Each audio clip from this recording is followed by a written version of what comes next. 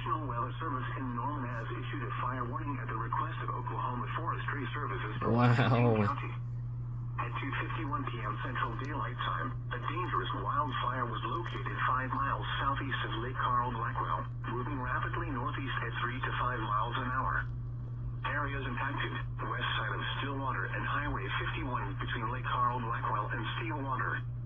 Additional information: smoke and fire will present a threat to life and property. Be prepared to evacuate quickly if requested and follow all safety instructions from local emergency management officials. Do not drive into... This is a very historic situation right now. Incident responders should anticipate extreme fire behavior, including a wind-driven and torching fire.